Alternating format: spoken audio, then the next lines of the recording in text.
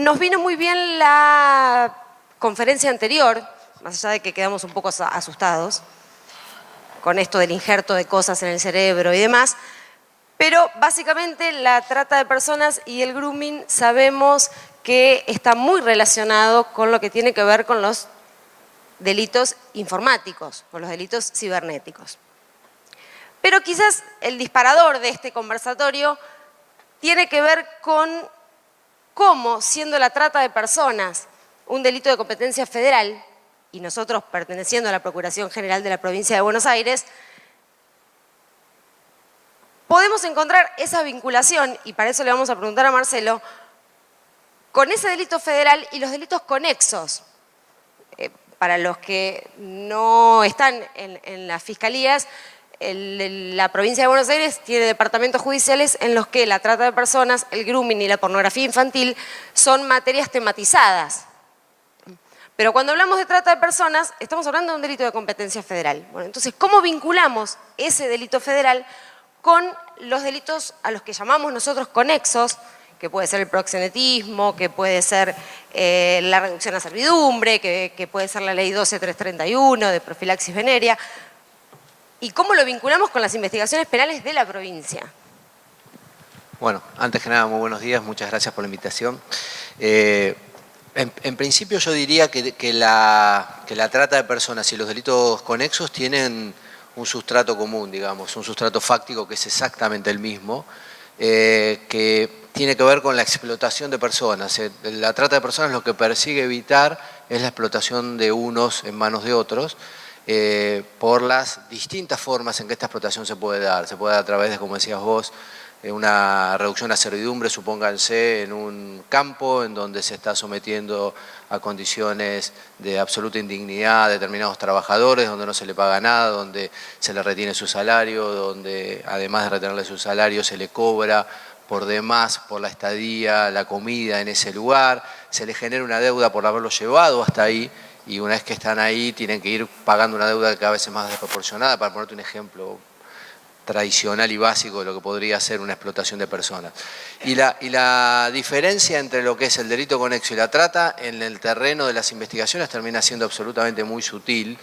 porque tiene, y esto nos genera también a todos nosotros, a los que están aquí, seguramente van a estar de acuerdo con esto, problemas de competencia y de quién es la fiscalía que debe comenzar una investigación y llevarla adelante.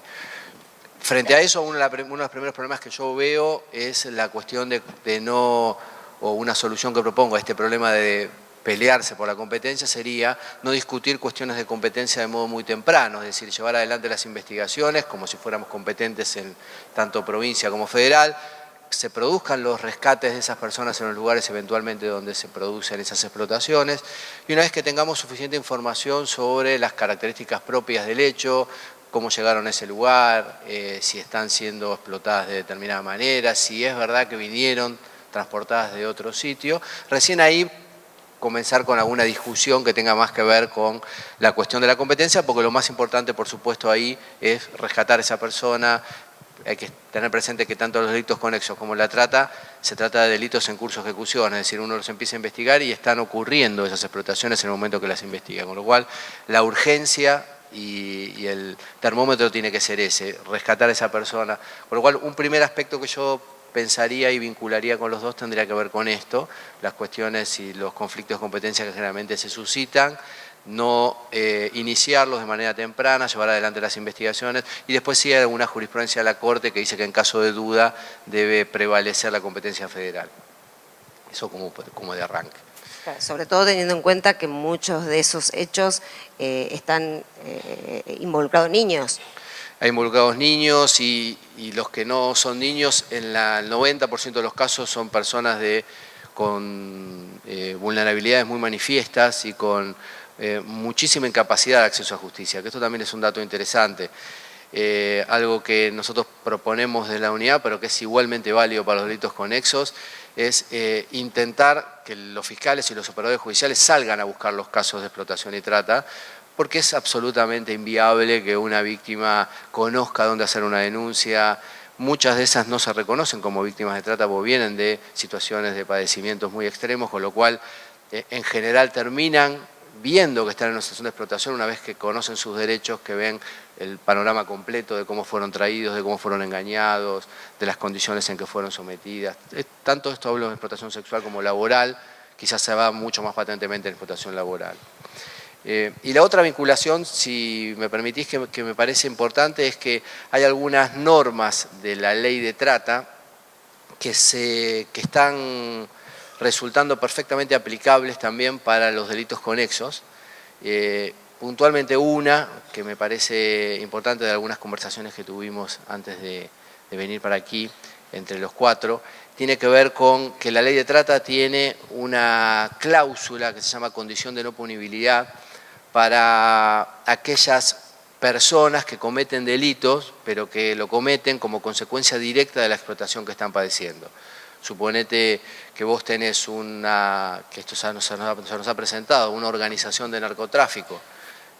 muy potente, un ejemplo que pasó en Rosario, en donde se utilizaban a los denominados soldaditos que iban a vender cocaína y volvían al lugar, a las bases de esa propia organización. Estos soldaditos eran menores de edad y eran chicos con mucha conflictividad en temas de adicción.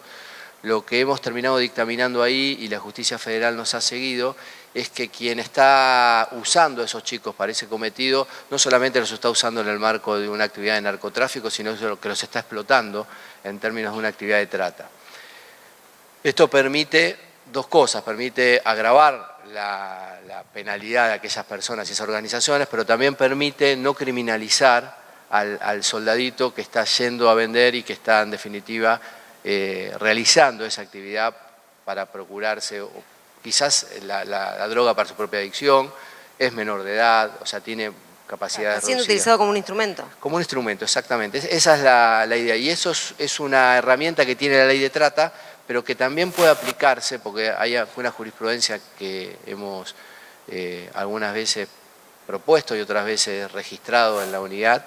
en ese sentido, es decir, que es igualmente viable para los delitos conexos. Me quedo con lo que vos decías de la falta de información o de la falta de acceso a los lugares donde se pueden formular denuncias de las víctimas de trata y demás, y vinculándolo con el grooming y con los niños víctimas, porque más allá de nosotros fiscales criminalizar conductas respecto de adultos, entiendo que el interés más plausible de esto es poder proteger a esos niños, identificarlos en el caso de la pornografía infantil, que era lo que decía el colega que estuvo antes que nosotros, y darles a los chicos las herramientas. Y respecto de esto, la Procuración General está yendo a las escuelas, está acercándole a los niños y adolescentes información, porque entiendo que la información es fundamental para prevenir, más allá de que no es nuestra tarea fundamental la prevención. Claro, hay una palabra que atraviesa la jornada que inició ayer, que es vulnerabilidad. Acabamos de escuchar al doctor Sueiro y nos puso en carne, hemos sentido todos esta sensación de cómo hacemos desde el mundo adulto para proteger a los chicos. Esto interpela no solo al sistema de justicia, sino nos pasa en casa, nos pasa en la escuela. Entonces, esta necesidad de trabajar en políticas públicas que tengan que ver con la prevención, que es básicamente uno de los principales objetivos de todo sistema de protección integral de la niñez, tiene que ver con la educación. Claramente este tema debe ingresar en las escuelas, en los currículos de las escuelas, y efectivamente la Procuración está teniendo como una política interinstitucional un proyecto que se da dentro del programa que es Ministerio Público y Sociedad, y a través de un convenio que se hizo entre el Ministerio de Educación de la Nación, la Dirección de Cultura de la Provincia de Buenos Aires, la Procuración y la Defensoría del Pueblo, magistrados del Ministerio Público de las 3 áreas de gestión, estamos yendo a las escuelas. Esto se está dando en el ciclo secundario, en la materia se llama Construcción de la Ciudadanía, que es una materia que se cursa en lo que es la escuela secundaria básica, que es primero y segundo año del colegio secundario. Ahí magistrados de las 3 áreas, fiscales, defensores y asesores de incapaces, están yendo a conversar con los chicos como un acercamiento de lo que es el área de justicia. En general, la población y los chicos en particular a veces no tienen mucha noción de qué es lo que hace el Ministerio Público, de que no es lo mismo que lo que son los jueces, de que ellos tienen a alguien en particular a quien recurrir. Ahí se les explica, sobre todo específicamente con el tema grooming, dónde pueden hacer la denuncia. Se produce un intercambio de preguntas ahí con los chicos. Se comenzó con escuelas de gestión pública y esto se está extendiendo a las escuelas de gestión privada. Pero es absolutamente relevante que de lo que es la política educativa, este tema esté en los currículos de las materias de la escuela, tanto de la escuela secundaria, como dije, como de la escuela primaria, porque lo cierto que uno ve, lo vemos en casa, que los chicos acceden a dispositivos electrónicos a una edad cada vez menor.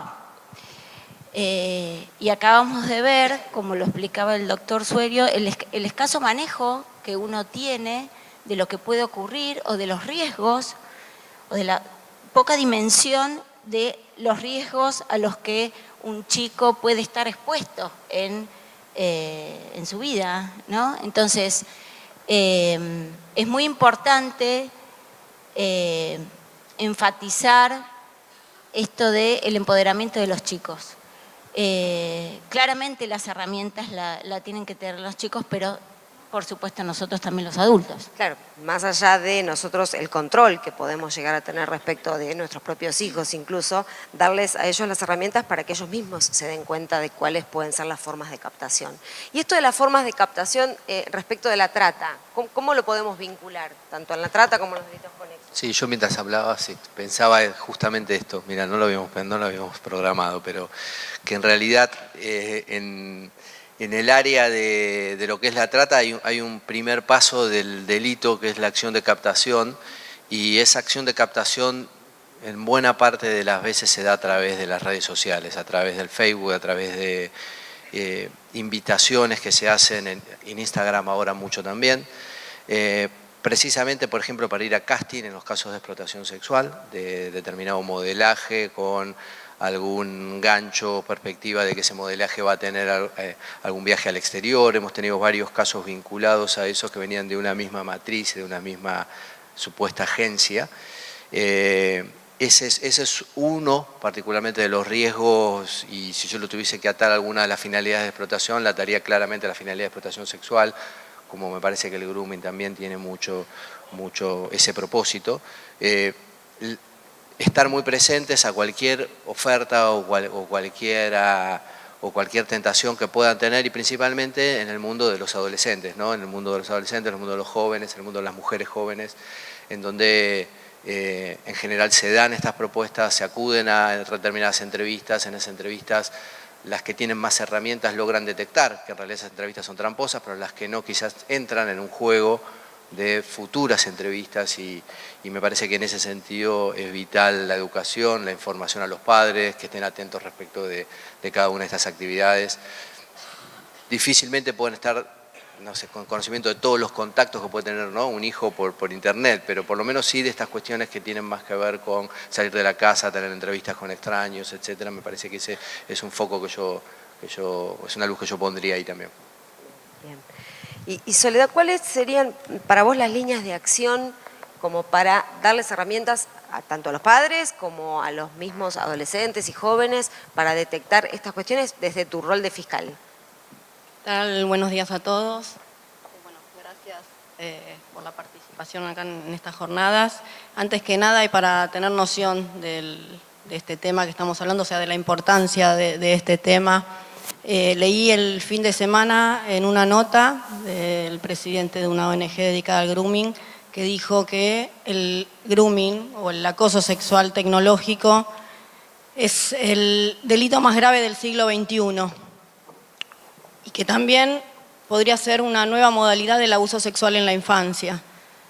Creo que a partir de esos conceptos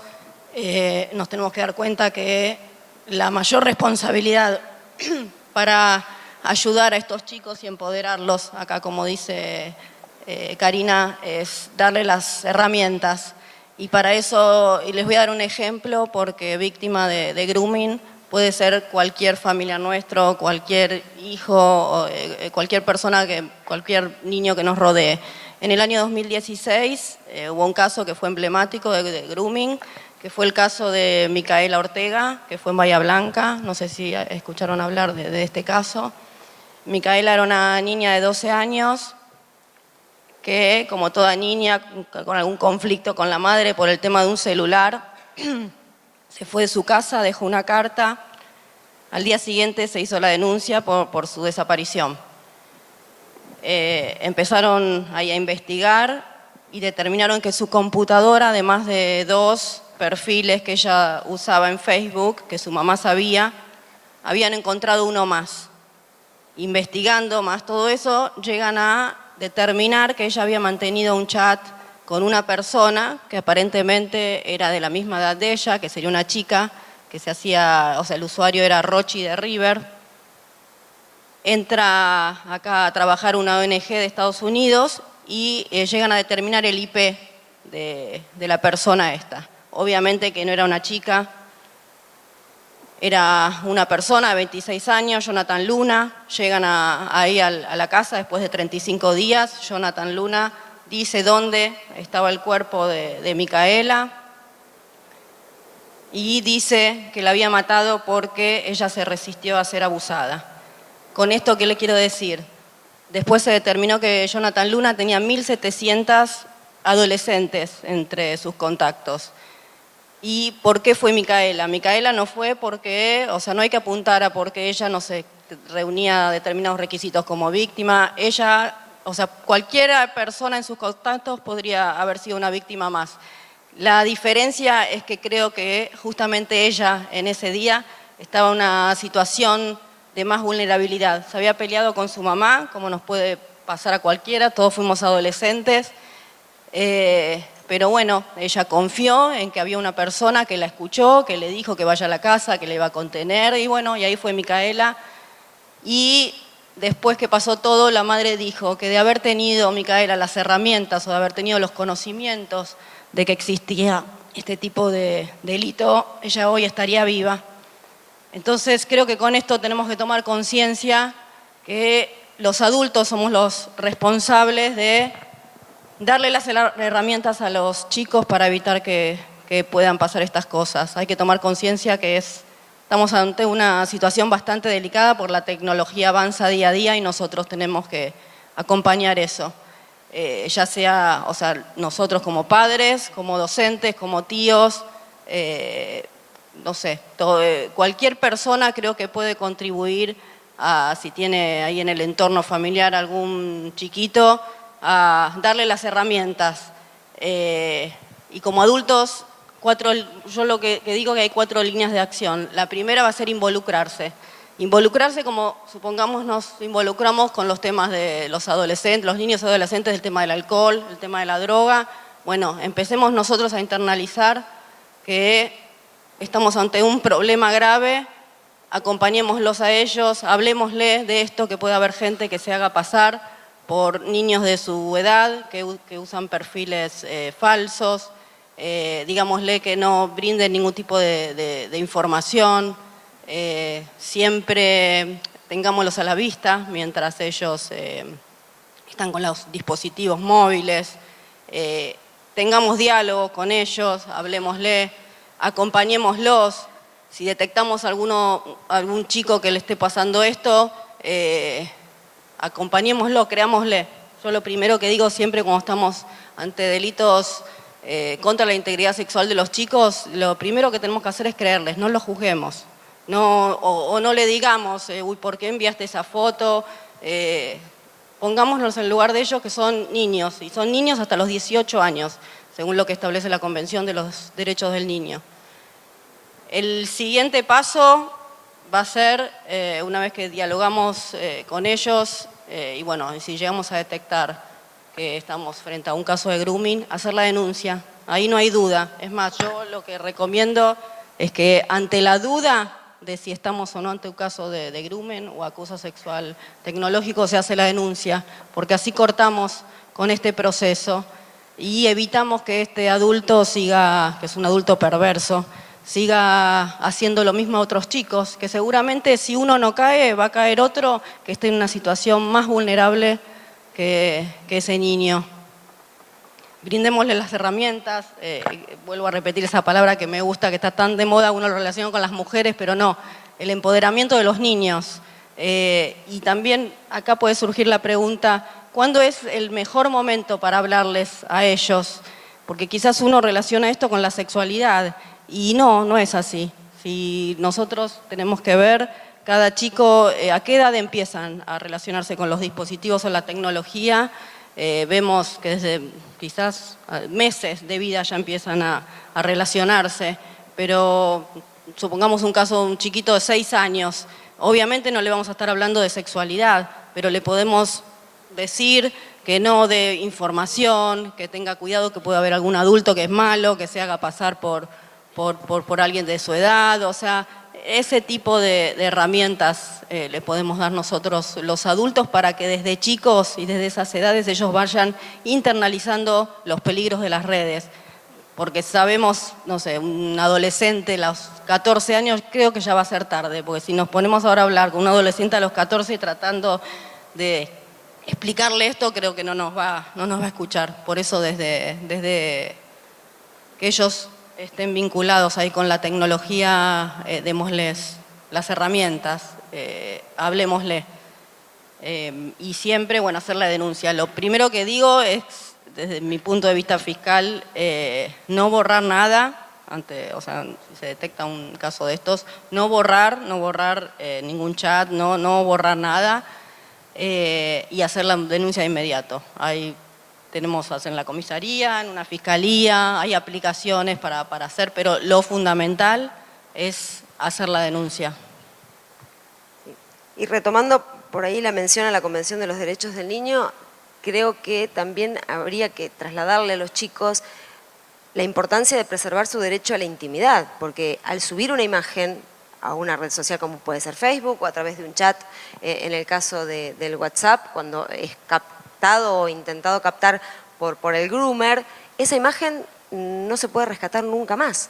O sea, sabemos que las redes sociales cierran las cuentas, denuncian, porque NSMEC funciona de manera extraordinaria y nosotros recibimos los reportes online, a veces en tiempo real, porque hay víctimas que están en peligro en ese momento, pero aún así, esas imágenes no se pueden volver a rescatar.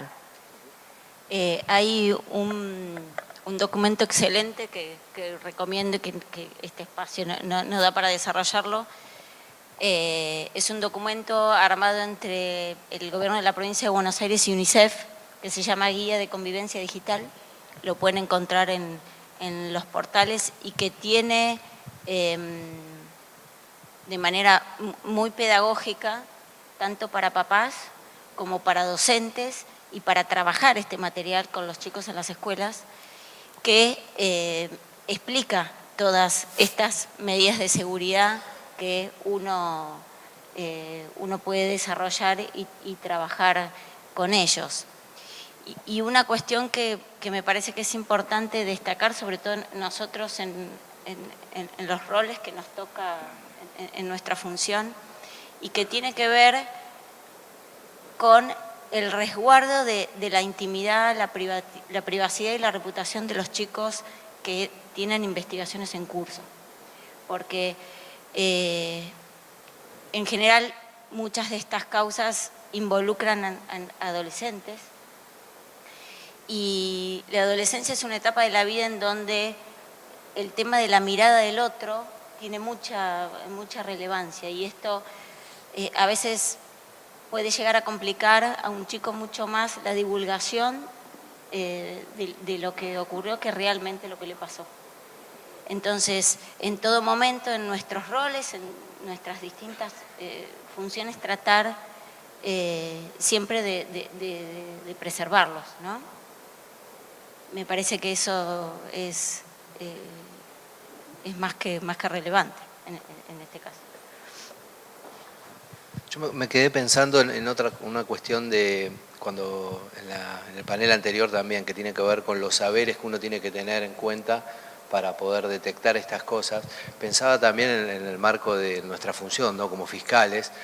cuánto más capacitados deberíamos estar también para poder investigar cualquier tipo de delitos respecto de las funciones, por ejemplo, que tiene el celular, respecto de las funciones y la cantidad de elementos de prueba que uno puede sacar desde lo que registra hoy en día un celular, ¿no? Nosotros, cuando me acuerdo cuando investigamos los casos de secuestros torcidos, decíamos el celular es vital, es como la nueva arma que tiene el delincuente, y me parece que, y esto también lo compruebo lamentablemente, soy fiscal en juicio oral de muchos casos, y cuando voy a ver, para ir a un juicio oral, ese celular, a ver qué análisis se hizo, muy pocas veces se hace un análisis integral respecto a ese celular que te puede dar un montón de información hiper relevante para lo que vos estás queriendo juzgar en ese debate, desde la información no solo de las fotos, de los contactos, de las visitas a las distintas páginas de internet, la localización de celdas, quiere decir, si uno agarra ese celular y le puede sacar el jugo ya más desde un punto de vista criminalístico, estaba pensando cuando lo decían, no tanto desde el punto de vista del cuidado, pero digo, para lo que es la tarea del investigador me parece que nosotros también deberíamos repensar nuestra educación en términos de este tipo de saberes, también con propósitos de ser más eficaces en las investigaciones. Lo que quiero agregar a eso también desde mi punto de vista, desde mi función de fiscal, porque lo veo últimamente y me preocupa el hecho de la preservación de los teléfonos celulares, más que nada cuando se los secuestra a imputados. No veo que se estén preservando como debe ser. Siempre tienen que estar en modo avión. Cuando se secuestra un teléfono celular, ya sea un allanamiento, se le secuestra al imputado, lo primero que hay que hacer es sacarle las baterías, en el caso de los celulares que se pueda hacer, y ponerlos en modo avión, porque si no hacemos esto, otra persona ingresa las contraseñas o los datos y nos puede borrar todo ese teléfono. Es el día de hoy que me sigue pasando eso, a pesar de que doy las directivas de que esos celulares cuando se secuestran y estoy ahí en el lugar del hecho y digo que sean puestos en modo avión,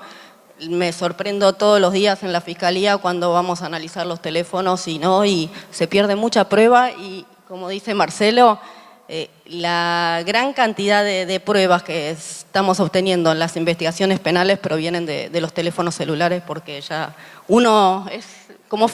pasa a formar parte de uno el teléfono celular. Y bueno, eso creo que me parece un dato importante para los que trabajamos en las fiscalías. Sí, en el teléfono dejamos la huella de todo lo que hacemos, todo. Desde el día que lo compramos hasta el día que se nos rompe. Estaba pensando respecto de, quizás Marcelo tiene más experiencia con el tema de trata de personas, de la extraterritorialidad. En los casos de grooming nos ha tocado casos en los que quizás la víctima está acá, en la provincia de Buenos Aires, y el groomer está en Colombia o está en Europa, y se nos presenta, más allá de por ahí quizás los escasos recursos que uno tiene, tanto materiales como internos, para poder llegar a las distintas justicias nacionales de otros estados, digo, ¿cómo zanjamos esa brecha? ¿Cómo achicamos esa distancia para, en nuestro caso, rescataremos a la víctima, le haremos saber a los papás, les daremos la asistencia y el apoyo que necesiten, pero bueno, ¿cómo logramos una sanción punitiva a esa persona que está fuera del territorio? Mirá, yo te puedo decir lo que hacemos con éxito dispar también, ¿no? Porque no es nada fácil. En trata tenemos un grupo de fiscales dentro de lo que es la Asociación Iberoamericana de Fiscales, fiscales que se dedican a combatir la trata de personas en cada país. Por desgracia, no todos los países tienen una unidad fiscal especializada en investigación de trata, pero los que tienen nombran a sus propios fiscales. tenemos una red que nos comunicamos a través de un sistema que se llama Iberred, que está dentro de una plataforma interactiva que administra España. Y a su vez tenemos todos los que formamos parte de ese grupo, tenemos un grupito de WhatsApp como todo el mundo. Y lo que mandan imágenes. Claro, ¿no? pero la información que es más sensible y confidencial la pasamos a través de Libera, que tiene mecanismos de seguridad, suponete si tenemos que compartir una declaración testimonial, o, que es el mejor de los escenarios que se ha dado en 4 o 5 casos, hacer investigaciones conjuntas, que esto es algo que está propuesto en la Convención sobre el Crimen Organizado. Necesitas presupuestos, los países de Latinoamérica en general no los tenemos. De hecho, los casos que hemos podido hacer investigaciones conjuntas las hemos hecho con España y las hemos hecho con Portugal, desde Argentina, desde Paraguay, desde Chile, desde Perú, porque ellos es como que ponen a disposición los recursos para eso. Pero es muy importante, si se puede, en el mismo ejemplo que vos proponía, yo lo traduzco, bueno, rescatamos a la chica, pero también se hagan los allanamientos en el lugar en donde la persona está mandando esos mensajes. Y eso es quizás lo que te garantiza la posibilidad de hacer una investigación conjunta con otras jurisdicciones. Si esto no es posible, sí uno podría intentar tener dentro de cada país, y acá paso el mensaje también de Interpol, que Interpol es súper útil y eficaz para ese tipo de comunicaciones, ver de qué manera se puede llevar adelante una investigación conjunta o al menos con alguna comunicación leal entre las dos investigaciones, de modo que si tienen que hacerse procedimientos, como pueden ser allanamientos, como pueden ser rescates, como pueden ser estas cuestiones que después no se pueden reproducir, que se hagan en los dos lugares en el mismo momento. Más que nada teniendo en cuenta que quien se dedica a esto no tiene una sola víctima, como decía Soledad. O sea, es la captación de un sinnúmero de víctimas y en el caso de la Argentina vemos muchos episodios donde los groomers o los que distribuyen la pornografía infantil son de otros países de Latinoamérica. Exactamente, y España también ha logrado desarrollar un muy buen registro también de casos de acoso sexual y de grooming. A nosotros nos ha tocado periféricamente poder consultarlos y, por ejemplo, respecto a fotografías, ellos te pueden decir, en este momento no tengo el recuerdo exacto, pero te lo puedo comunicar con ustedes y compartir, si una fotografía ya ha sido objeto de una investigación y ese niño que aparece en esa fotografía ha sido objeto de investigación en otros lugares del mundo, o la difusión de esa información respecto a esa niña ha sido objetivo de alguna investigación en la que España o Europa ha participado, porque como viaja mucho más rápido la información, sobre todo de las fotos y las filmaciones, también es un buen lugar. Ellos están como con la intención de ir registrando cada vez más casos, más datos, porque en definitiva las filmaciones se van reproduciendo, ¿no? Yo quiero agregar que Argentina está entre los 10 países con mayor cantidad de pornografía infantil. Me parece que por eso tenemos que trabajar para tratar de revertir esto y bueno, nosotros los operadores judiciales tenemos gran responsabilidad de tratar de que esto no siga siendo de esta manera. Sí, incluso retomando lo que decía Karina de la divulgación o la no divulgación de las imágenes o de los hechos en los que los niños o los adolescentes están siendo víctimas por la vulnerabilidad en la que los colocamos, deberíamos, y lo quiero compartir con ustedes, nosotros tener la responsabilidad de que cuando encontramos un niño víctima, tanto de pornografía infantil como de grooming, también facilitarlo a la base de datos que tiene Interpol, porque esa base de datos crea como un álbum de niños que ya han sido víctimas, que incluso pudieron haber sido liberados y esos datos registrados permiten acceder a una información mucho más veloz y por ahí optimizar los recursos. Sí, incluso ellos mismos de Interpol te ponen en contacto con estas bases y con estas fiscalías especializadas en otros lugares del mundo donde pueden tener información que pueda ser relevante para tu propio caso. O sea que Interpol es quizás el área, por experiencia, por tradición, por historia, es más específica que yo iría a consultar primero en este supuesto. Desde la Defensoría, cuando nosotros tenemos niños que distribuyen pornografía infantil, niños, adolescentes, o sea, recibimos un reporte, es un mail asociado a una cuenta de Facebook, de alguna red social, y cuando se hace la investigación nos encontramos que del otro lado hay un adolescente de 16, 17 años, ya punible, que está distribuyendo pornografía infantil. ¿Cuál es la mirada que desde la Defensoría le dan a ese adolescente? Bueno, esto entraría en lo que es el Fuero de Responsabilidad Penal Juvenil. Y en general, como suele ocurrir con esta mirada diferente que tiene el fuero respecto de lo que es la criminalidad juvenil, generalmente tanto la Defensoría como la Fiscalía suelen trabajar en conjunto. Por lo menos hablo en lo que es la experiencia departamental.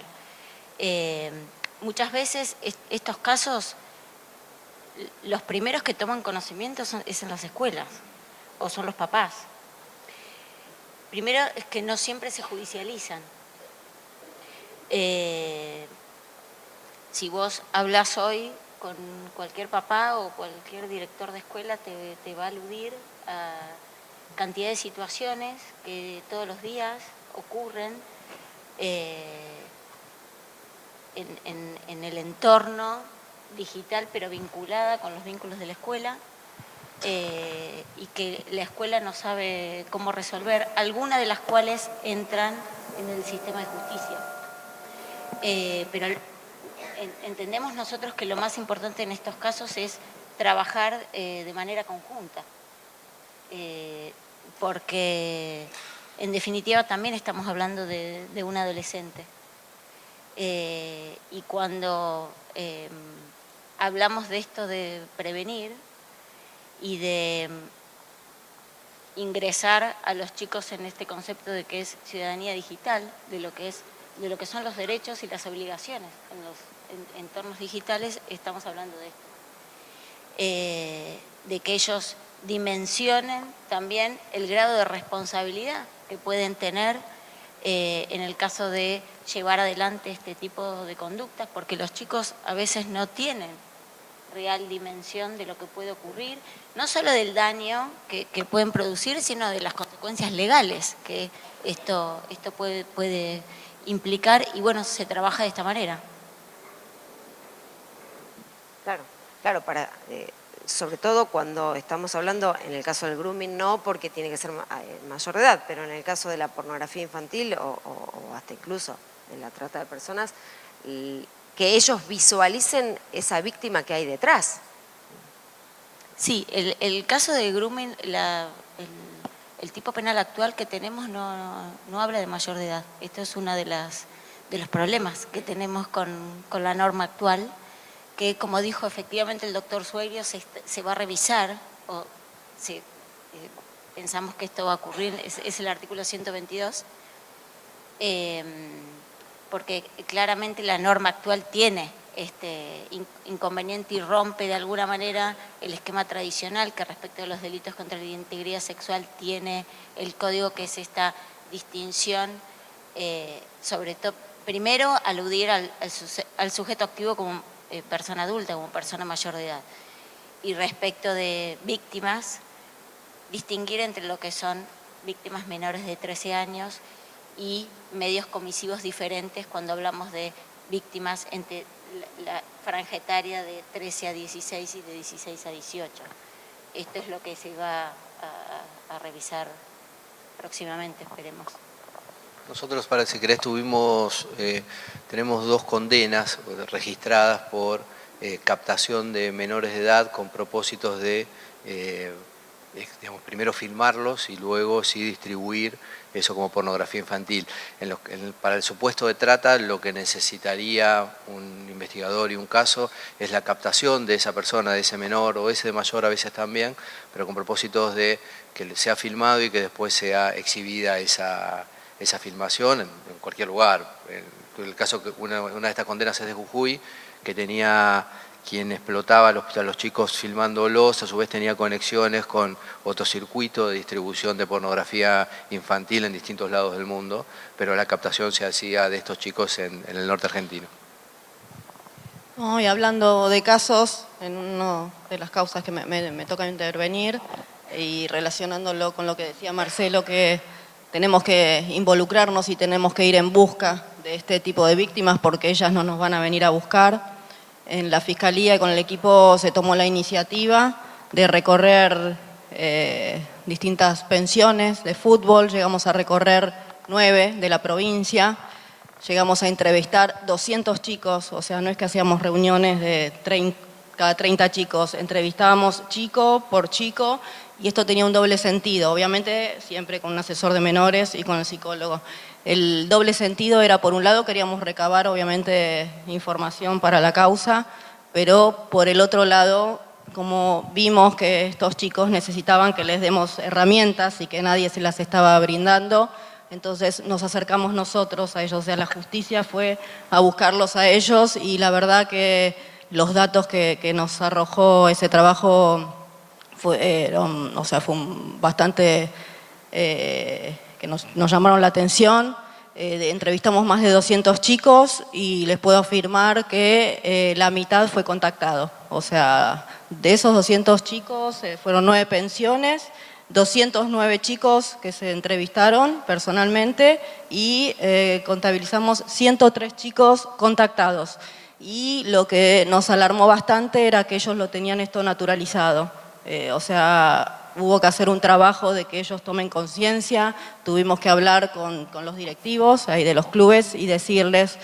que a partir de ese momento, si llegaban a tomar conocimiento de algún hecho de esas características, tenían que hacer la denuncia. Le dijimos a los chicos también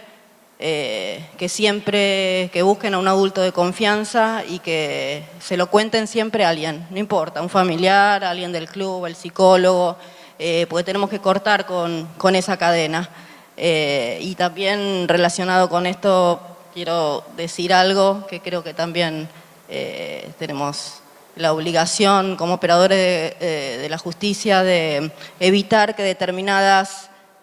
prácticas que involucran a menores de edad sigan siendo naturalizadas por la sociedad. Y para ello creo que la herramienta más eficaz que tenemos es justamente la Convención de los Derechos del Niño. Eso es lo que los protege a ellos y la base que nosotros tenemos para hacer que esto no les suceda más y protegerlos a ellos. Bien, bueno, para ir cerrando, no sé si quieren agregar algo más, si no, yo me llevo de este encuentro, de esta conversación, un compromiso, que es que los operadores jurídicos, desde el lugar que nos toque, tenemos que hacer prevención con estos delitos. Tenemos que hacer prevención con los nenes, tenemos que hacer prevención con los adolescentes, no asustarlos, pero sí responsabilizarlos de que el futuro está en sus manos y nosotros darles las herramientas para que ellos puedan evitar ser víctimas de estos y si lo están siendo lo denuncien, que no sientan vergüenza, que tengan alguien en quien confiar, que puede ser alguien de la familia, que puede ser un amigo, que puede ser un fiscal, que puede ser un asesor de menores, pero que conozcan que el mundo está para protegerlos y que la Convención de los Derechos del Niño se tiene que llevar a la práctica. Y somos, creo que, y estoy convencida de esto, todos nosotros los que debemos ponernos la Convención de los Derechos del Niño al hombro y en el caso de la trata de personas o en el caso de los delitos conexos o del grooming, facilitarles información. Así como ellos rescatan información de la web, que muchas veces no saben ni de dónde viene, ni qué veracidad tiene, nosotros sí tenemos información certera y muy rica para ellos, para transmitírselos y que puedan defenderse frente a un ciberacoso o frente a alguien que está queriendo dañarlos en cualquier ámbito de su vida, no solo en la sexual. Así que bueno, les agradezco muchísimo, gracias por la invitación y gracias por el tiempo que nos dedicaron.